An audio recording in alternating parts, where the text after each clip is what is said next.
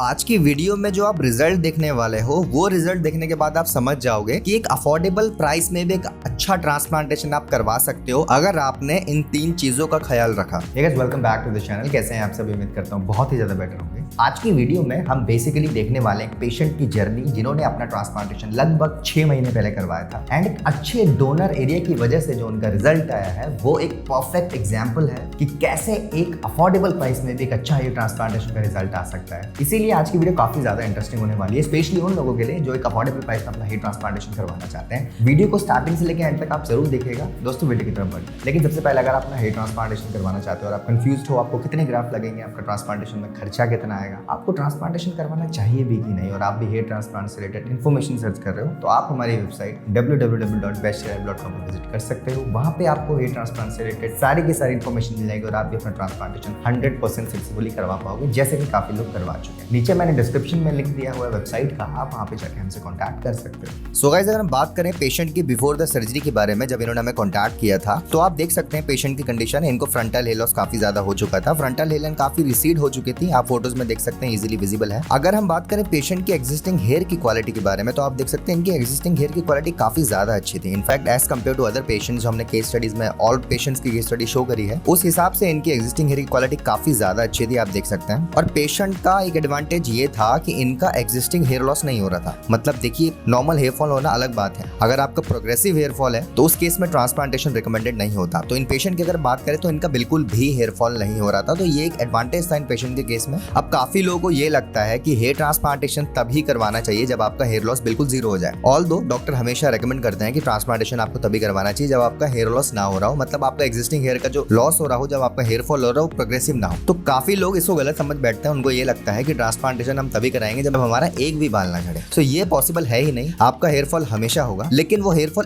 Progressive hair fall नहीं होना चाहिए, मतलब बहुत ज्यादा हेयर फॉल नहीं होना चाहिए। अगर प्रोग्रेसिव हेयर फॉल हो रहा है तो पहले आप उसको स्टेबल करिए, उसके बाद आप ट्रांसप्लांटेशन करवाइए। पेशेंट बेसिकली मुंबई से थे और ये मुंबई में ही अपना ट्रांसप्लांटेशन करवाना चाहते थे। अगर हम बात करें डोनर एरिया के बारे में तो इनका एक एडवांटेज इनका डोनर एरिया भी था, आप देख सकते हैं बहुत डेंस इनका डोनर एरिया है। ये उन पेशेंट्स में से है जिनका नेचुरली डोनर एरिया काफी ज्यादा अच्छा होता है और ये एडवांटेज होता है इनके रिजल्ट को लेके। इनके पास ग्राफ्ट्स की जो क्वांटिटी है वो काफी ज्यादा होती है, मतलब ये 2 से 3 सेशन आराम से ले सकते हैं फ्यूचर में। ऊपर से इनकी जो क्वालिटी ऑफ ग्राफ्ट्स होते हैं वो भी काफी ज्यादा अच्छे होते हैं, मतलब इनकी जो क्वालिटी ऑफ ग्राफ्ट्स होंगे जब ये लगाए जाएंगे तो डेंसिटी इनकी बहुत ज्यादा अच्छी आएगी। अब अगर हम बात करें ट्रांसप्लांटेशन के सबसे इंपॉर्टेंट पार्ट के, जिसको हम हेयरलाइन डिजाइनिंग बोलते हैं, तो आप देख सकते हैं पेशेंट की हेयरलाइन डिजाइनिंग काफी अच्छी तरीके से की गई है। मैं हमेशा से एक ही बात बोलता हूँ कि ट्रांसप्लांटेशन में hairline designing is one of the most important part, कि अगर वो चीज आपकी अच्छे से नहीं की गई तो आपका रिजल्ट नहीं आने वाला, और अगर हेयरलाइन डिजाइनिंग और प्रॉपर प्लानिंग आपकी करी जाए तो आपका रिजल्ट बहुत अच्छा आता है। पेशेंट की जो हेयरलाइन डिजाइन हुई है इनके फेशियल स्ट्रक्चर के हिसाब से बनाई गई और काफी ज्यादा अच्छी लग रही है। काफी लोगों को ये लग रहा होगा कि इनकी हेयरलाइन स्ट्रेट बना दी गई है, लेकिन ऐसा नहीं है। देखिए, इनकी हेयरलाइन आपको दिख रही होगी स्ट्रेट, लेकिन जैसा मैंने पहले हमेशा बताया है कि हेयरलाइन का जो डिजाइन होता है वो पेशेंट के फेशियल स्ट्रक्चर के हिसाब से बनाया जाता है। तो इनके फेस में यही हेयरलाइन इनकी मैच कर रही थी, और इनकी जो हिस्ट्री थी जब इनका हेयर लॉस नहीं हुआ था तो पहले भी इनकी यही हेयरलाइन होती थी, इसीलिए इनका हेयरलाइन का डिजाइन ऐसा रखा गया। और आपने हमारी काफी केस स्टडीज पहले भी देखी होगी जिनमें पेशेंट की जो हेयरलाइंस होती है वो थोड़ी स्ट्रेट नहीं होती, काफी लोग की नैरो बना दी जाती है, थोड़ा रिसीडिंग लुक दिया जाता है। तो वो पेशेंट टू पेशेंट वेरी करता है, मैं पहले ही बता चुका हूँ। इन पेशेंट के केस में ऐसी हेयरलाइन की रिक्वायरमेंट थी तो इनकी ऐसी बनाई गई। देखिए, जो हेयरलाइन डिजाइनिंग वाला पार्ट होता है ना, वो डॉक्टर आपके साथ डिस्कशन करने के बाद ही करता है, राइट। जब भी आपकी हेयरलाइन बनाई जाती है आपके साथ एक प्रॉपर डिस्कशन के बाद ही बनाई जाती है। काफी लोग बहुत ही ज्यादा सिलेक्टिव होते हैं हेयरलाइंस को लेकर। देखिए, चॉइस होना एक अलग चीज है, बट आपको ये भी समझना जरूरी है कि जो हेयरलाइन आपको पसंद है, क्या उस हेयरलाइन के लिए जितने ग्राफ की रिक्वायरमेंट है आपके पास उतना डोनर एरिया अवेलेबल है कि नहीं, या फिर आपके फेस पे वो जो हेयरलाइन आप बनाने के लिए बोल रहे हो ना वो मैच करेगी भी कि नहीं। क्योंकि काफी लोग क्या करते हैं, दूसरे लोगों की फोटो दिखा देते हैं डॉक्टर को, मुझे ऐसी हेयरलाइन चाहिए। हो सकता है वो हेयरलाइन उनमें अच्छी लग रही हो जिनकी आप फोटो शो कर रहे हो, लेकिन क्या वो हेयरलाइन आप पे अच्छी लगने वाली है ट्रांसप्लांटेशन के बाद? ये चीज जानना बहुत ज्यादा जरूरी होता है, और ये चीज आप डॉक्टर पे छोड़ दें तो ज्यादा बेटर रहेगा। डॉक्टर हमेशा आपकी प्रॉपर प्लानिंग के बाद ही हेयरलाइन बनाते हैं, राइट। उनको डोनर एरिया भी आपका देखना है, उनको आपकी हेयर की क्वालिटी भी देखनी है, उनको आपका फेशियल स्ट्रक्चर भी देखना है। ये सारी चीजों को कंसिडर करने के बाद ही आपकी हेयरलाइन बनाते हैं। तो सेलेक्टिव होना अलग चीज है, चॉइस होना अलग चीज है। आप हमेशा एक बात ध्यान में रखें, जो आपका चॉइस है हेयरलाइन की, क्या वो आप पे सूट करेगी या उसके लिए जो नंबर ऑफ ग्राफ्ट रिक्वायरमेंट है वो आपके पास है कि नहीं। अगर हम बात करें ट्रांसप्लांटेशन की बात की तो आप देख सकते हैं फाइनली इन्होंने अपना ट्रांसप्लांटेशन मुंबई के एक बहुत अच्छे क्लिनिक से करवाया और आप देख सकते हैं बहुत अच्छी तरीके से ट्रांसप्लांटेशन हुआ। 2500 ग्राफ्ट्स इनके लगाए गए, FUE टेक्निक से ट्रांसप्लांटेशन हुआ है। क्योंकि काफी लोगों को एक्चुअली ये डाउट रहता है कि आप जो केस स्टडीज में रिजल्ट शो करते हैं वो FUE के होते हैं या FUT के होते हैं। सो देखिए 95% केसेस जो हमने शो करे हैं वो FUE के ही हैं। कुछ पेशेंट एक आध होगा जो FUT का हमने शो किया होगा, लेकिन 95% जो हमारे केसेस हैं वो FUE के ही होते हैं और हम FUE ही रेकमेंड करते हैं। अब इन पेशेंट की अगर आप फोटोज में देखो आप पोस्ट सर्जरी की, तो आपको एक चीज जो सबसे ज्यादा अट्रैक्ट कर रही होगी वो हो गया इनके टेम्पल्स, राइट। इनका टेम्पल क्रिएशन बहुत अच्छी तरीके से हुआ है। देखिए टेम्पल क्रिएशन मैं पहले ही बोल चुका हूँ हर पेशेंट के केस में पॉसिबल नहीं होता और हर पेशेंट के केस में रिक्वायर्ड भी नहीं होता, राइट। आप लोगों में से आपने हमारी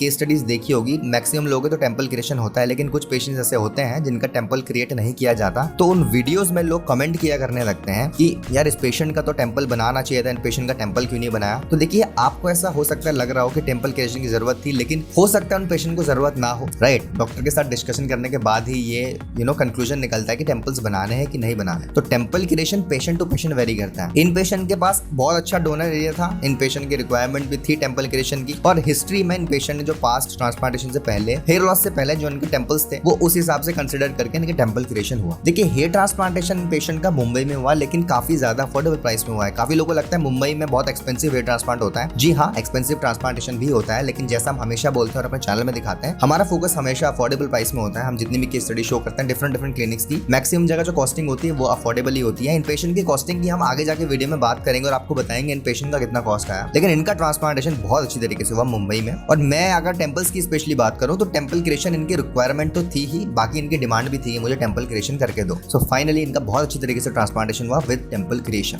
अब अगर हम बात करें ट्रांसप्लांटेशन के 4 दिन बाद की कंडीशन के बारे में, तो आप फोटोज में देख सकते हैं पेशेंट के 4 दिन बाद जो ट्रांसप्लांटेड एरिया था जहाँ पे नए ग्राफ्ट्स लगाए गए थे वहां पे आपको ब्लड क्लॉट्स टाइप के लग रहे होंगे। काफी लोगों को लगता है कि ये डेड हो चुके हैं ग्राफ्ट्स, ऐसा नहीं है। देखिए जो आपके पीछे से टिश्यूज निकाल के आगे लगाए जाते हैं, जो ग्राफ्ट्स निकाले जाते हैं उनके साथ टिश्यूज भी होते हैं, तो वो ब्लड क्लॉट्स की फॉर्म ले जाते हैं और कुछ टाइम बाद इस क्लॉट्स को रिमूव करना पड़ता है, राइट। पेशेंट की आप फोटोज में देख सकते हैं ड्राइनेस आपको लग रही होगी, काफी लोग को बीच में दरारें लगती है, राइट, क्रैक्स दिखते हैं, तो लोगों को लगता है कि ये एरिया मेरा डैमेज हो चुका है। ऐसा बिल्कुल नहीं है, ड्राइनेस की वजह से होता है और ये जब आप फाइनल हेयर वॉश कर लोगे तो क्लियर हो जाएगा। अब अगर हम बात करें ट्रांसप्लांटेशन के 15 दिन बाद की, तो आप देख सकते हैं ब्लड क्लॉट्स जो जमे हुए थे 3-4 दिन बाद, जो मैंने आपको कंडीशन दिखाई थी, वो सारे रिमूव हो चुके हैं। ब्लड क्लॉट्स रिमूव होने में 3 से 4 दिन लग जाता है, राइट। ऐसा नहीं है कि आज आपने हेड वॉश करना स्टार्ट किया तो आज ही सारे रिमूव हो जाएंगे, ऐसा नहीं है। नहीं होते कोई दिक्कत नहीं, 3 से 4 दिन लगेगा और 3 से 4 दिन में हो सकता है 5 से 6 दिन भी लग जाए, लेकिन ब्लड क्लॉट्स रिमूव हो जाते हैं ट्रांसप्लांटेशन के 14 से 15 दिन के अंदर। अब काफी लोग कंफ्यूज होने लगते हैं कि ट्रांसप्लांटेशन के बाद मिनॉक्सिडिल लगाना स्टार्ट कब करना है। काफी लोग ट्रांसप्लांटेशन के अगले दिन ही मिनॉक्सिडिल लगाना स्टार्ट कर देते हैं। कुछ लोगों को क्लिनिक से बोला जाता है कि आपको मिनॉक्सिडिल लगाना ही नहीं। देखिए मैं हमेशा एक ही बात बोलता हूँ, सबसे पहले जो फर्स्ट प्रायोरिटी रखो वो डॉक्टर को रखो। जो डॉक्टर ने आपके बोला है, जो आपके सर्जन ने आपको बोला है, जितने टाइम बाद मिनॉक्सिडिल लगाना है आप उतने टाइम बाद ही मिनॉक्सिडिल लगाओ। उन्होंने अगर मना भी किया है ना तो आप मिनॉक्सिडिल मत लगाओ। लेकिन अगर बाई चांस आपका कम्युनिकेशन नहीं हो पा रहा है डॉक्टर के साथ, आपको रिस्पॉन्स नहीं मिल रहा है, तब मैं आपको बताता हूँ आपको मिनॉक्सिडिल लगाना तब स्टार्ट करना है जब आपके जो ब्लड क्लॉट्स हैं वो पूरे रिमूव हो जाए, आपका ट्रांसप्लांटेड एरिया बिल्कुल क्लीन हो जाए, ताकि जो आपका मिनॉक्सिडिल है वो आपके रूट्स तक इजीली पहुंच जाए। और मिनॉक्सिडिल दिन में आपको 2 टाइम लगाना है 6 से 8 महीने तक कम से कम। और मिनॉक्सिडिल लगाना जब आप स्टार्ट करोगे तो ऑब्वियसली आपको कुछ बाल भी दिखाई देंगे जब आप मिनॉक्सिडिल लगाओगे। वो शेडिंग फेज में आप सभी को पता है ट्रांसप्लांटेशन से 10 से 15 दिन बाद शेडिंग फेज आता है, उसमें आपके ट्रांसप्लांटेड बाल झड़ते हैं और वो कुछ टाइम बाद वापस आने लगते हैं। अब अगर हम बात करें ट्रांसप्लांटेशन के 2 महीने बाद की कंडीशन में, तो आप देख सकते हैं शेडिंग फेज इनका ऑलमोस्ट कंप्लीट हो चुका है। अब इन पेशेंट की मैं बात करूं तो उन पेशेंट्स में थे जिनका शेडिंग फेज आता ही नहीं, राइट। बहुत कम इन पेशेंट का शेडिंग फेज आया था, बहुत कम बाल इनके झड़े थे ट्रांसप्लांटेड हेयर। 80 to 90% लोगों का शेडिंग फेज आता है और काफी ज्यादा आता है। मेरा खुद का शेडिंग फेज बहुत ज्यादा आया था। हमने काफी केस स्टडी शो करी है, पेशेंट का लगभग सारे ही बाल झड़ जाते हैं, लेकिन ये उन पेशेंट्स में से 10% लोगों में से जिनके बहुत कम शेडिंग फेज आता है या तो आता ही नहीं। सिर्फ 2 महीने हुए हैं, शेडिंग फेज इनका कंप्लीट हो चुका है और रीग्रोथ भी स्टार्ट हो चुकी है, आप देख सकते हैं। अभी आपको डेंसिटी में डिफरेंस लग रहा होगा इनके ट्रांसप्लांटेड हेयर और एक्जिस्टिंग हेयर की डेंसिटी में, क्योंकि जो इनके थोड़े बहुत ट्रांसप्लांटेड बाल झड़े थे वो अब धीरे धीरे करके आएंगे और मोटे होने लगेंगे। अब जो बात फोकस करने वाली है वो इनका डोनर एरिया है। अगर आप इनके डोनर एरिया की तरफ ध्यान दो तो पूरा का पूरा हील हो चुका है सिर्फ 2 महीने में, आप देख सकते हैं। कोई देख के बता नहीं सकता है कि यहाँ से एक्सट्रैक्शन हुआ था।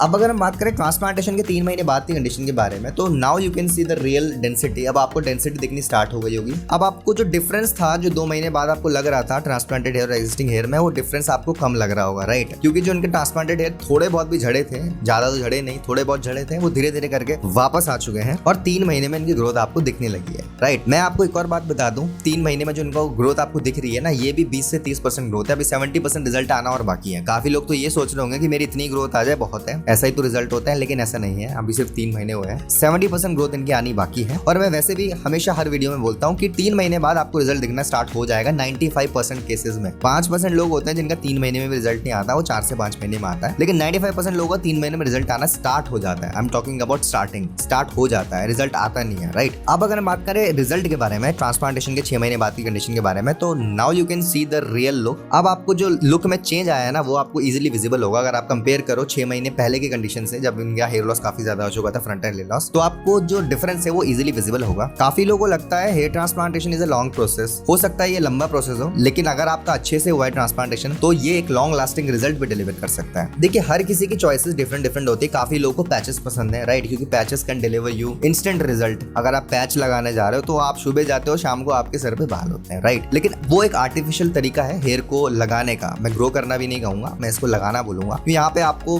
हाफ एन आवर में आपका पैच लगा दिया जाता है एंड आपको इंस्टेंट रिजल्ट दिख जाता है। वेयरएज अगर आप हेयर ट्रांसप्लांट के केस में देखो तो transplantation is a long process, right. आपको 4 से 6 महीना देना ही पड़ेगा अपने रिजल्ट को लाने के लिए। लेकिन एक बार ट्रांसप्लांटेशन का रिजल्ट आ गया तो ये लाइफ लॉन्ग तक भी रहता है। इसमें आपको बार बार सर्विस करवाने नहीं जाना है, आपको बार बार पैच बदलना नहीं है हर 2-3 साल में, हर 6 महीने में। ये एक फॉरएवर प्रोसेस है। एक बार आपका ट्रांसप्लांटेशन हो जाए, अच्छी जगह से हो जाए, अच्छे तरीके से आप केयर कर लो 4 से 6 महीना, तो ये लाइफ लॉन्ग आपका रहेगा। हमने काफी केस स्टडी शो करी है, पेशेंट ने ट्रांसप्लांटेशन करवाया, लाइफ और लुक दोनों ही चेंज हुए हैं। पेशेंट की मैं बात करूं जिनका रिजल्ट आप आज देख रहे हो, तो आप देख सकते हैं पूरा लुक चेंज हो चुका है। हेयर लाइन के बारे में बात करूं तो बहुत अच्छी तरीके से इनकी हेयर लाइन आई है। डेंसिटी की बात करूं, काफी अच्छी डेंसिटी आई है। पेशेंट का ऑब्वियसली एडवांटेज था इनका डोनर एरिया, राइट। इनका डोनर एरिया काफी ज्यादा अच्छा था, तो ये एक एडवांटेज था जिस वजह से इनकी डेंसिटी काफी अच्छी आपको लग रही होगी। दूसरा एडवांटेज, इनका एक्जिस्टिंग हेयर फॉल नहीं हो रहा था, लाइक बिल्कुल ही जीरो था, बहुत कम इनका हेयर फॉल हो रहा था। सो इन चीजों की वजह से, और सबसे जो इनको बेनिफिट मिला वो क्लिनिक का मिला, राइट, जहां से इन्होंने ट्रांसप्लांटेशन कराया। बहुत अच्छी तरीके से इनका ट्रांसप्लांटेशन हुआ मुंबई में। कॉस्टिंग की बात करूं तो सिर्फ 20 रुपीज पर ग्राफ्ट में इनका ट्रांसप्लांटेशन हुआ था, और आप देख सकते हैं बहुत वंडरफुल इनका रिजल्ट आया है। तो गाइस, ये थी आज की वीडियो। उम्मीद करता हूं आपको आज की वीडियो पसंद आई होगी। अगर आपको आज की वीडियो पसंद आई तो हमारी वीडियो को लाइक करिए, अपने फ्रेंड्स के साथ ज्यादा से ज्यादा शेयर करिए, एंड अगर आप फर्स्ट टाइम हमारे चैनल में आए तो प्लीज चैनल को सब्सक्राइब कर दीजिए, ताकि आने वाले टाइम में जितनी भी वीडियोस लाएं उनकी नोटिफिकेशन डायरेक्टली आपके फोन में पहुंच जाए। Thank you so much for watching guys.